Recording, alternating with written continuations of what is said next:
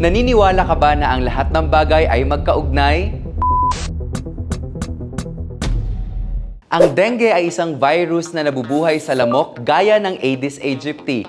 May mga kulay na nakabatik ito sa hita at binte. Mga babaeng lamok lamang ang nangangagat at natatransmit ito sa tao mula sa kagat ng lamok ang virus na nagdudulot ng dengue fever.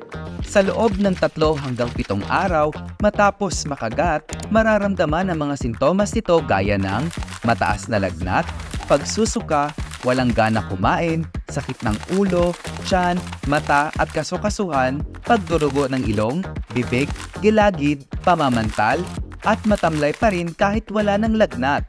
Ayon sa Abu Dhabi Public Health Center, upang mapigilan ang pagdami nito at maiwasan ang dengue fever, sumunod sa 6 prevention tips na strategiya upang makontrol ang pagkalat nito. Alisin ang mga lugar kung saan nagkukulungan ang mga lamok tulad ng mga palanggana ng tubig, maging ito man sa loob o labas ng bahay.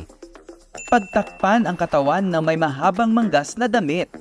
Takpan, alisin ang laman at linisin ang lahat ng mga tangke at palanggana ng tubig kasama na ang tubig mula sa mga florera sa bahay ng lingguhan. Suriin ang kaligtasan ng mga bintana at tiyaking walang butas ang mga rehas na maaaring magpahintulot sa mga insekto na makapasok. Gamitin ang mga kemikal na pampatanggal ng mga insekto sa balat, maging ito man sa loob o sa labas ng bahay. Maingat na gamitin ang tamang mga insektisidyo kapag kumalat na ang sakit o kumuha ng profesional na serbisyong kontrol ng mga pesting sakit. Maliban sa 6 prevention tips, tandaan din na tao ang pinupunteriya ng mga dengue mosquito kaya panatilihing malinis ang loob ng bahay.